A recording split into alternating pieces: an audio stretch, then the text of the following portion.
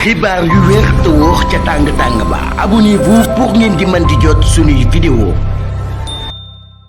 jërë ngeen jëf ci ànd ak ñun ci chaîne bii di Buzz 221 HD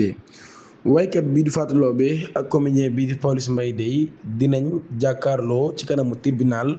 correctionnel de Dakar alxames ci premier loolu yi nag daal ki nga xam ne moo di Fatou Laobé moom mooy topp Pawlish Mbaye ngir diffamation. plainte bi mi ngi xewoon ci atum 2021 ci fàttali bu ñu sukkandikoo ci Les Échos mi annoncé projet boobu yi nag daal ginnaaw ab échange des propos douteux la sur les réseaux sociaux plaignante bi nag daal daan nay demoon ci police ci enquêteurs yi Pawlish Mbaye daan nay jéggalu woon Fatou Laobé waaye tamit ci loolu yi daal di nangu jéggalu gi daal di sax dindi li nga xam ni moo di plainte bi waaye ci loolu nag daal teewul yoon daal di def liggéeyam ñii nag booy bu njëkk dossier bi daal di am audience. waaye jàpp nañ tamit nag daal dinañ ko renvoyer ci beneen date ngir daal di convoquer les deux parties pour ab comparution croit savoir Les Échos ci loolu yi ci la ñuy demee ci beneen xibaar bu doy waar lool. Souleymane Fatou Ndao di journaliste bu Malikia TV bi nga xam daan nañ koy jàpp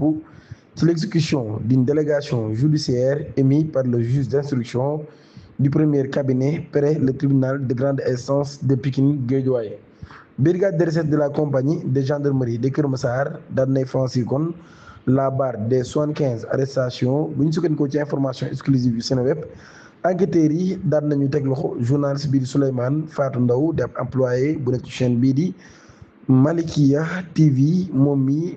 nag daan nañ koy teg loxo kon mu bokk ci 6 présumés partenaires